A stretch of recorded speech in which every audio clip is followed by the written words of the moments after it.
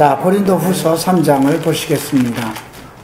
자, 오늘 우리가 고린도후서 3장 14절부터 17절까지 다시 한번 우리가 읽겠습니다. 그러나 저희 마음이 완고하여 오늘날까지라도 구약을 읽을 때에 그 수건이 오히려 벗겨지지 아니하고 있으니 그 수건은 그리스도 안에서 없어질 것이라.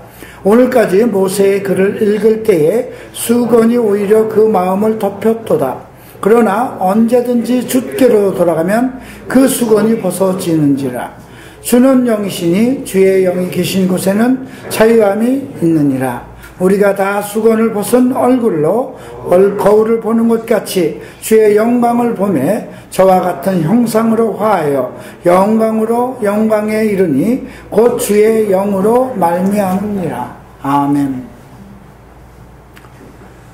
사도 바울이 살던 시대에는 밤에서 어둠으로 이렇게 전환되는 그런 시기이기도 합니다. 성경은 낮이 12시간이요 밤이 12시간이라고 기록되어 있습니다. 밤도 나쁜 것이 아니고 낮도 나쁜 것이 아니라는 거죠. 그리스도 안에서의 하루, 여러분들의 인생도 어두운 시절이 있었을 것이고 진리 안에서 완전히 성령의 인도함을 받는 그리스도의 형상으로 살아가는 그 날도 있을 것입니다. 주님은 지금 오늘 우리에게 그러한 메시지를 전하는 것입니다. 구약의 시대와 신약의 세대 전환점에서 지금 바울이 고민을 하고 있는 것이 있습니다. 이 문제의 발단은 아주 간단합니다. 바울은 계속 자기 혼자의 몸으로 움직일 수 없기 때문에 제자들을 통해서 그리고 계속 편지를 써서 편지를 통해서 각 지역에 복음을 전하기 시작했습니다. 그 당시만 해도 복음이 써내려가는 중이었어요. 우리는 복음이 완성되어 있는, 성경이 완성되어 있는 시대에 살고 있었지만 그들은 아직 그리스도의 계시의 말씀이, 그리스도의 교훈과 책망이 전달되고 있는 시대에 살고 있었습니다. 그래서 바울을 통해서 하나님께서 이방 교회에게 많은 메시지를 편지를 통해서 전달하게 하셨죠. 지금 같으면 아마 인터넷이나 아니면 SNS를 통해서 전달하지 않았을까 싶습니다. 그러나 그 시대에는 사람이 가서 전달하지 않으면 편지밖에 없었던 것입니다. 자, 최근에 제가 그 문자를 서로 주고받으면서 많은 오해가 발생되는 것을 알았습니다. 제 마음은 그렇지 않은데 그 문자를 통해서 더군다나 이 카톡이라는 문자는 그렇게 인터넷을 써서 글을 올릴 수도 있지만 거의 손으로 정말 작은 핸드폰을 가지고 정말 그 당시 나타나는 생각을 전달하는 것입니다. 저는 그것을 통해서 몇 사람들과 또 문제를 가지고 있는 사람들과 대화를 하면서 이것은 큰 갭이 있구나. 정말 만나면 서로 잘못하는 것에 대해서 책망도 할 수 있고 바로잡을 수도 있는데 문자로 전달되는 것은 그 사람의 표정과 마음을 읽을 수가 없어요. 그래서 어떤 말을 했을 때 나는 그를 사랑하는 마음으로 어떤 문자를 썼는데 상대는 그것이 비수처럼 자기 심장에 꽂히는 그러한 것도 있을 수 있다는 것. 그렇다고 이 시대에 제가 편지를 써서 그 사람에게 보내는 것도 좀 문제가 있습니다. 저는 인터넷으로 근 20년 전부터, 20년 한국에 여기 오면서부터 이미 한국에 인터넷이 생기면서부터 이메일을 쓰기 시작하고 인터넷을 통해서 여러 가지 글을 올리기 시작했습니다. 그때에도 그런 많은 문제점이 발생됐습니다. 그래서 수많은 댓글들이 오고 항의 전화가 올 때도 있었습니다. 그래서 상당히 인터넷으로 무엇을 전달하는 것이 상당히 쉽지 않은 것을 알 수 있었습니다. 그래서 가능한 한 제가 어떤 복음의 메시지를 전달을 할 때에는 그냥 그 원고를 작성을 해서 그 내용을 인터넷으로 올리고 그렇게 하고 있습니다. 글이라는 것은 많은 것을 다 담을 수가 없어요. 그렇잖아요. 자, 우리가 물이라는 것을 생각해 보십시다. 물의 형태는 형태가 그 본질이 있으면서도 넣는 그릇에 따라서 물의 형태가 바뀝니다. 사각 그릇에다 넣으면 그 사각으로 되고 원형에다 컵에다 넣으면 원형이 됩니다. 글도 그런 것이 아닌가 싶기도 하는데 우리가 어떤 마음을 전달해도 이 글로 모든 것을 완벽하게 전달한다는 건 쉽지 않습니다. 지금 바울이 그 자기가 쓴 글이 아니라 성령의 감동을 통해서 이걸 편지를 썼지만 자기 마음을 담아서 정말 성도들을 가리키고 그들을 온전히 하나님께 영광을 돌리는 길로 인도하기 위해서 이 편지를 썼습니다. 즉 하나님이 쓰신 글입니다. 그럼에도 이것이 각 사람이 어떻게 받아들이느냐에 대해서는 각 사람의 믿음에 의해서 결정이 됩니다. 똑같은 말씀을 전했는데도 어떤 사람에게는 그것이 자기의 상처의 말이 될 수 있고 어떤 사람에겐 치유의 메시지가 될 수가 있다는 것입니다. 우리가 어떤 목마른 사람에게 왔을 때 이제 물을 컵에다 담아줬습니다. 내가 그 사람에게 담아줬을 때 너무 목이 말라서 갈증이 있는 사람이기 때문에 상대는 물을 많이 주기를 원할 거잖아요. 그죠?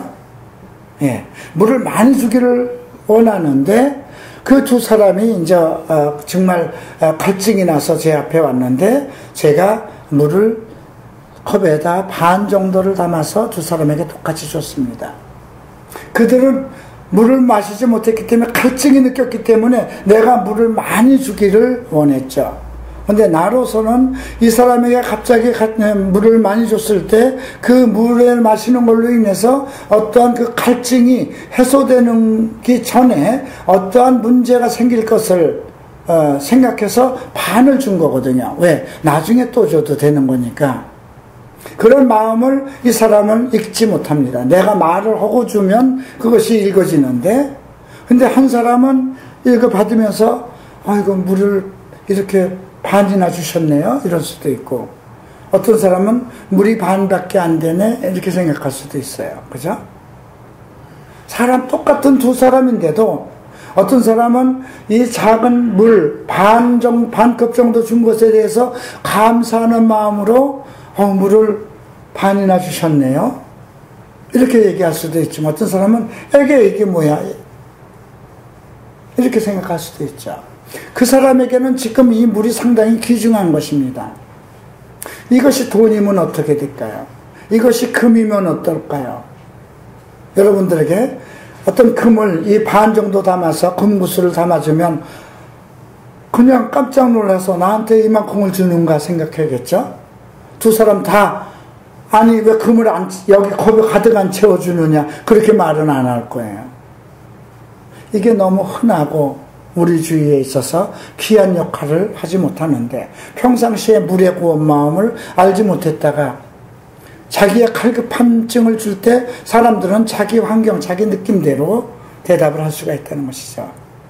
그래서 바울은 지난번 고린도전서 16장 마지막에 뭐라고 그럽니까? 내가 이걸 친필로 쓰는 거다 그랬어요. 왜 친필로 쓴다고 그랬을까요? 그리고 내가 이제는 너희에게 가서 대면하겠다는 말도 합니다. 이제는 내가 편지로 하지 않고 너희와 대면하겠다 이런 말을 합니다. 대면을 해서 얘기를 하면 마음을 전달할 수 있기 때문에 그럽니다. 이미 그들은 자기의 제자고 바울과 충분히 말씀을 통해서 교감이 있었기 때문에 바울이 책망을 하면 아멘하고 받고 또 축복을 해도 아멘하고 받을 수 있는 그런 준비가 되어 있는 상황이에요. 그런데 편지로 썼을 경우에는 좀 문제가 있을 수 있어요. 그런데 더 문제는 무엇일까요? 편지를 다른 사람을 통해서 대독을 하면서 가르치는 겁니다. 그러니까 거기에는 디모데도 있었고 실라도 있었고 디도도 있었고 아폴로도 있었던 것입니다. 이미 고린도 교회는 여러 지도자들이 가면서 문제가 생각했던 거예요.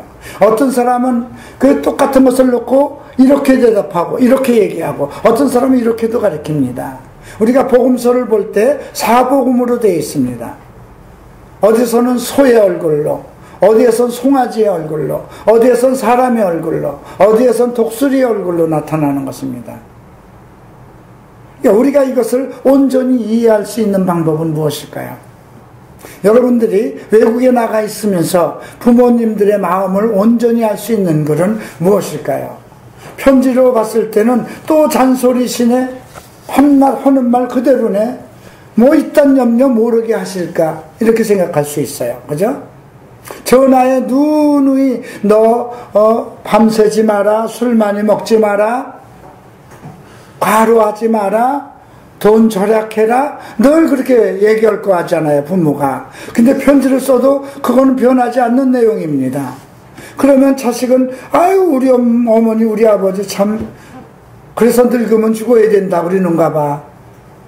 나를 이렇게 자기 자식을 이렇게 못 믿고 나도 이제 다 성인인데 이렇게 생각한다는 거죠. 그러니까 상대가 어떠한 마음을 가지고 있느냐에 따라서 다르지만 말씀을 가리키는 사람에게도 또 문제가 있을 수 있어요. 그래서 오늘 바울은 그 얘기를 하는 것입니다. 그러면서 지금 우리 새 일꾼들, 그리스도 안에서 영적으로 거듭난 새로운 사람들은 어떻게 믿음 생활을 해야 될 것인가에 대해서 오늘 고린도 후서에서 언급하고 있는 것입니다. 자, 그래서 3장 1절에서 이런 말씀을 하죠. 우리가 다시 자천하기를 시작하겠느냐? 우리가 어떤 사람처럼 천것을 너희에게 붙이거나 혹은 너희에게 맞거나 할 필요가 있겠느냐? 천것이라는 건 추천장입니다. 또 자천이라는 건 뭡니까? 내가 스스로 나를 천거한다. 내가 대단한 사람이다. 나는 그리스도의 종이다. 하나님의 종이다. 나는 12사도 중에 하나다. 그렇게 스스로 무엇인가를 자꾸 자천할 필요도 없고, 또 누구를 보낼 때 추천서를 써서 보낼 필요도 없다는 것입니다. 여러분, 그 사도행전 15장을 보면 예루살렘 공회에서 이방 교회에 사람을 보낼 때 바울과 바나바를 천거해서 추천장을 써서 보냅니다. 왜 그랬을까요? 아직 이방교회에서 바울과 바나바를 받아들일 수 있는 그런 준비가 안 돼 있는 거예요. 이방교회 많은 유대인들이 이미 예루살렘 공회를 통해서 어떤 지시를 받기 시작했기 때문에 바울은 이미 유대교의 그 예수 그리스도를 핍박하던 사람 중에 하나였고, 바나바는 사도 중에 들지 않았습니다. 그래서 그들이 나가서 아무리 복음을 전해도 너희는 뭐야? 너희는 누구를 통해서 온 거야? 이런 말을 하게 되겠죠. 그렇기 때문에 그 예루살렘 공회에서 그렇게 천거를 해서 보냈던 것입니다. 또 아볼라라는 학자가 있었어요. 에베소에서 이제 바울과 그 아굴라와 브리스가가 만난 친구입니다. 그 사람은 정말 예수에 대한 그 복음에 대한 열정을 가지고 있고 하나님의 말씀을 많이 공부한 학자 출신이었어요. 그래서 그가 예수의 도를 가리키는데 뭔가 부족한 것이 있었던 것은 예수 그리스도 안에서 역사하는 성령의 능력이 그에게 나타나지 않았던 것입니다. 그래서 아굴로와 브리스가가 그를 데려다가 그 복음으로 말미암는 모든 은혜에 대해서, 사랑에 대해서, 성령의 능력에 대해서 가리켰습니다. 그래서 그가 이제 충분한 지식을 얻어서 이제 하나님의 말씀도 알지만 이제 성령의 기름 부음을 받아서 이제 그 아가야 일대 고린도 교회로 갈 때 편지를 형제들에게 그를 영접하라, 그리고 편지를 써서 보냅니다. 만약에 제가 우리 교회가 커지고 이제 우리 제자들이 이제 제가 만약에 미국도 가고 중국도 가고 일본에 가서 제가 이제 돌아다니면서 집회를 하기 시작하는데, 그러면 그 지역에 있는 사람들은 나를 알 겁니다. 그러면 내가 그 지역을 갈 수 없을 때, 내가 그들이 나를 보고자 했을 때, 또 그 지역에 있는 성도들이 문제가 있다는 소식을 들으면 나는 반드시 편지를 쓸 겁니다. 그러면 내가 제자를 보낼 때, 이 친구는 내 밑에서 어떻게 공부를 했고 이런 사람입니다. 이렇게 해서 천거서를 써서 보내겠죠. 근데 바울은 지금 그것이 불필요하다는 얘기를 합니다.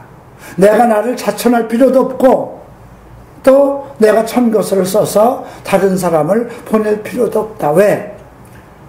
부부가 한 마음이 되면 서로의 마음을 읽을 수 있기 때문에 그 얘기를 하는 것입니다. 그렇게 할 수 있는 것이 어떤 조직적인 서류 서열 이것이 아니라 성령 안에서 그렇게 될 수 있다는 것입니다. 그래서 2절에서 너희가 우리의 편지라 우리 마음에 썼고 무사람을 알고 있는 바라 그랬어요. 너희가 나의 마음에 있는 편지라는 건 무엇일까요? 너희가 우리의 편지라는 건 너희가 나의 가르침을 받았기 때문에 너희가 어디를 가서 무슨 말을 하든지 너희는 내가 쓴 편지와 같다는 것입니다. 이게 참 어떻게 이렇게 참 편지를 썼는지 참 이걸 읽을 때마다 그죠? 우리 마음에 썼고 물사람이 알고 읽는 바라. 그러니까 그 고린도 교회는 전부 바울의 제자인 거나 마찬가지입니다. 너희는 우리로 말미암아 나타난 그리스도의 편지니 너희는 먹으로 쓴 것이 아니요 오직 살아계신 하나님의 영으로 한 것이며 또 돌비에 쓴 것이 아니요 오직 육의 신비에 한 것이라. 돌비라는 것은 무엇이냐면 하나님께서 모세에게 돌에다 십계명을 써서 줬잖아요. 율법은 그렇게 쓴 겁니다.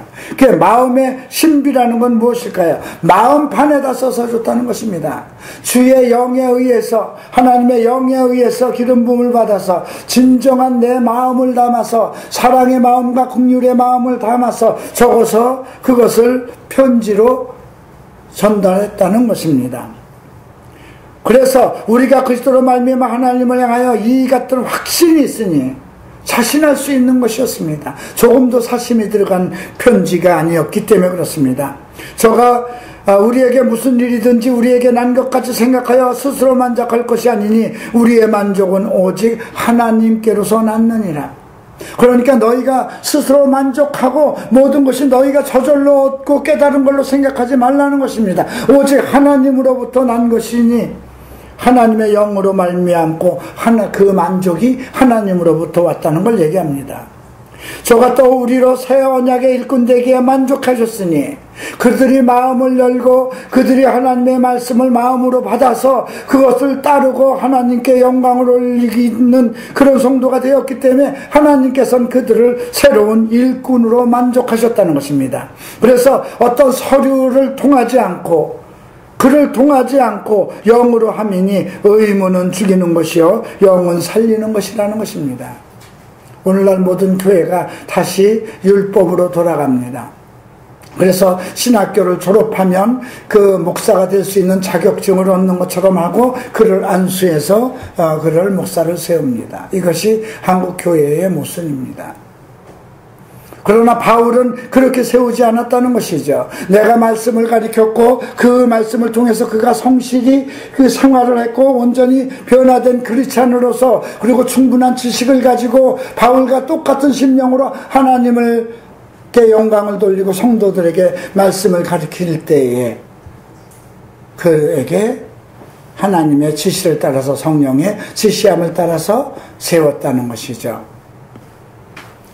돌에 써서 새긴 죽게 하는 의문의 직분도 영광이 있어 이스라엘 자손들이 모세의 얼굴에 없어질 영광을 인하여 그 얼굴을 주목하지 못하였거든 하물며 영의 직분이 더욱 영광에 있지 아니하겠느냐. 육의 직분이 있고 영의 직분으로 지금 나눕니다. 육의 직분이라는 건 무엇일까요? 모세는 그 의문에 의해서, 그렇죠? 레위인은 하나님의 종이 될 수 있는 그런 자격을 주님께서 주셨거든요. 그래서 그거를 성경에 그렇게 기록을 하셨습니다. 그래서 레위 지파는 하나님의 제사장이 돼서 그 모세도 그렇고 레위도 그렇고 그 레위 지파에 소속되어 있는 사람들이 하나님의 일을 할 수 있도록 되었습니다. 그것은 의문, 성경에 기록해서 서류로 명시해 둔 것입니다. 그래서 모세를 비롯한 모든 이스라엘의 그 종교적인 그러한 이 사역을 하는 모든 사람들은 그들은 모두 의문으로 서류를 통해서 그 직분을 받은 것입니다. 모세가 십계명을 받으러 산으로 올라갔을 때 그걸 받아가지고 내려왔습니다. 그의 얼굴에 광채가 나기 시작했습니다. 그래서 이스라엘 백성들이 모세에게 나올 때 얼굴에서 광채가 나기 시작한 거예요. 그 광채를 보면서 두려워하기 때문에 얼굴에다 수건을 썼습니다. 그런데 그 광채가 영원히 계속 있었나요? 아닙니다. 광채가 점점 없어진 것입니다.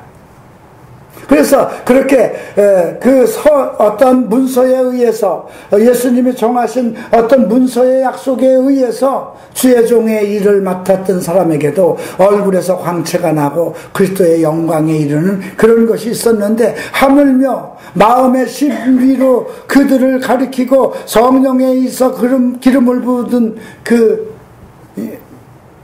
영적인 새 일꾼들에게 나타난 영광은 얼마나 더 크겠느냐, 이 얘기를 하는 것입니다. 그러니까 구약의 율법보다 하나님의 그 새 일꾼들의 그 영적인 월등함을, 우월감을 언급하고 있는 것입니다. 자, 없어질 것도 영광으로 말미암아 길이 있을 것은 더욱 영광 가운데 있는 것이라. 없어질 것도 그렇게 영광이라면 길이 남아있는 영적인 이 부분은 얼마나 더 귀하냐 얘기하죠. 자, 12절에 우리가 이 같은 소망이 있으므로 담대히 말하노니 우리는 모세가 이스라엘 자손들로 장차 없어질 것을 결국 주목지 못하게 하려고 수건을 그 얼굴에 쓴 것처럼. 자, 모세는 지혜로운 사람이었습니다. 자기 얼굴에서 광채가 나니까 자기한테 오는 거예요.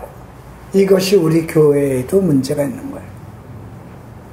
여러분, 아마 우리 교회에 와서 특색은 좀 다를 거예요. 그렇죠? 여러분들은 어떻게 그동안 여러분들 교회 다니던 교회를 가면 어떻게 목사들한테 막 뜨거운 열정의 기도와 안수를 받으려고 노력을 했을 것입니다. 그것이 뭐가 필요할까요? 나는 여러분들을 항상 기도하고 있습니다.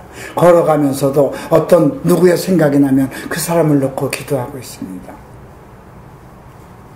그 모세의 얼굴에서 광채가 나니까, 와, 저 영광의 그리스도 하나님을 만난 그 모세를 통해서 내가 기도를 받으면 어떤 능력이 나타날 것이다 하고 사람들이 몰려가기 때문에 그냥 수건을 덮어버린 거야. 왜 너희들이 하나님의 말씀에 귀를 기울이지 않고 나 사람에게 관심을 갖느냐. 14절, 그러나 이 말은 매우 중요합니다. 저희 마음이 완고하여 오늘날까지도 구약을 읽을 때 그 수건이 오히려 벗겨지지 아니하고 있으니 그 수건 그리스도 안에서 없어질 것이다. 아직도 이런 형태가 우리 교회 안에 그대로 있다는 것입니다. 구약을 읽을 때 그 안에 있는 하나님의 마음을 깨닫지 못하고 마음이 완고해서 구약에 그대로 지키려고 한다는 것입니다. 그러니까 토요일 날을 안식일을 일로 하고 그대로 지키려고 하고 구약에서 먹지 말라고 정한 것을 안 먹는 교단이 생기는 것입니다. 그렇잖아요. 바울은 이미 시장에서 파는 음식은 감사함으로 먹으라고 했습니다. 또 예수님께서 율법에 하나도 땅에 떨어지지 아니할 것이라는 건 율법에 기록되어 있는 구약의 말씀을 무시하지 말라는 것입니다. 하나님이 주신 말씀이니까. 바울은 디모데전서에서 법은 옳게 쓰면 선한 것이라는 것이죠. 구약에 있는 모든 법, 우리를 책망하는 모든 것은 선하게 쓰면 된다는 뜻입니다. 그런데도 그 율법이 얼굴에 가린 것처럼 오늘날 많은 사람들이 그 성경에 기록되어 있는 걸 통해서, 기록을 통해서 하나님의 진정한 마음, 그가 우리를 향한 뜻이 무엇인가, 우리에게 주는 메시지가 무엇인가, 그것을 깨달으려고 하지 않고 그 문자 그대로 해석하려는 그런 생각을 갖는다는 거죠. 아들이 너무 속을 새기니까 그냥 아버지가 견디다 못해서 너 안 되겠다, 차라리 나가 죽어라, 이렇게 했다고 하십시다. 속 터지면 그 소리도 나와요. 근데 그 아들이 나가 죽죠 그러고 나가 죽었다고 하십시다. 그게 율법대로 안 나는 뜻입니다. 그래서는 안 되는 거잖아요. 목사가 성도들에게 잘못을 책망했다고 하십시다. 제가 여러분들을 책망하는 것이 나의 유익을 위해서 책망하겠습니까? 내가 홍경이를 잘못을 하는 것을 책망을 하면 홍경이가 미워서 그랬겠습니까? 여러분들 중에 어느 분이 술을 먹는 습관이 있어서 하면은 내가 나를 위해서 나야 그냥 비유 잘 마치고 헌금 잘 내게 하면 그걸로 끝납니다. 그러나 어떻게 성도가 술을 먹는 걸 보고 참고 아무 소리 안 하고 성도가 잘못하는 것을 보고 침묵을 지키겠습니까?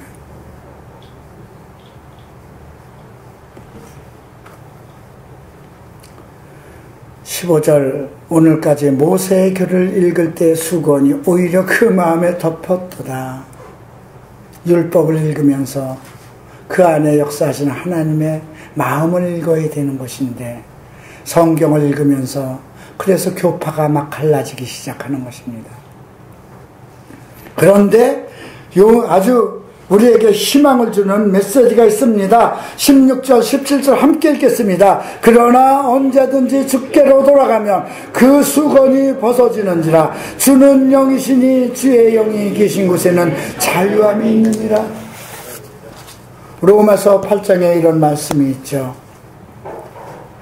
여러분, 참 하나님과 유일하신 참 하나님과 그의 보내신 자 예수 그리스도 안에 있으면 참 제자가 되리니 그리스도 안에 있는 자는 자유함을 얻으리라. 그죠? 진리가 너희를 자유케 하리라. 진리가 여러분을 자유케 합니다. 그 무엇이든지, 그 어떤 더러움이든지, 그 악한 것이든지. 어제 제가 가서 이 말씀, 오늘 이 할 것을 아침마다 이제 제가 요즘에 아침에 설교 준비를 집에서 안 하면 할 새가 없어요. 여기만 나오면 바쁜 일이 많이 생겨서. 그런데 어제 거기서 죽게 돌아가면, 언제든지 죽게 돌아가면 저들이 가리고 있는 잘못된 생각이 벗어질 것 아닌가? 주는 영이시니 주의 영이 계신 곳에는 자유함이 있느니라. 아직 어떤 사슬에 묶여있는 거예요. 더러운 성적인 영에, 동성애의 영에, 어떤 포르노의 영에, 거짓말하는 영에, 분노의 영에 사로잡힌 거예요. 죽게 돌아가면 여러분, 우리는 참 복된 사람들입니다. 이런 메시지를, 이러한 말씀을 들을 수 있으니 듣는 자들이 복이 있는 것입니다. 예수님께서 친히 하신 말씀입니다. 귀 있는 자들은 들을지어다. 예.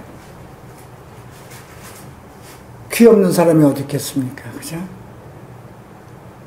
이런 메시지를 우리가 듣고 그리스도의 영 안에서 자유함을 얻는다면 진리가 여러분을 자유케 할 것입니다. 돈에 묶여있는 사람은 돈으로부터 자유함을 갖게 할 것이고, 어떤 일에 묶여있는 사람은 그 일로서 자유함을 얻을 것이고, 어떤 정말 고난 중에서 아파하는 분은 그 고난에서 자유함을 얻게 하실 것입니다. 그리스도의 영이 그렇게 하실 것입니다. 그래서 우리가 다 수건을 벗은 얼굴로 거울을 보는 것 같이 주의 영광을 보며 저와 같은 형상으로 하여 영광으로 영광에 이르니 곧 주의 영으로 말미암다. 영광으로 영광을 본다는 것.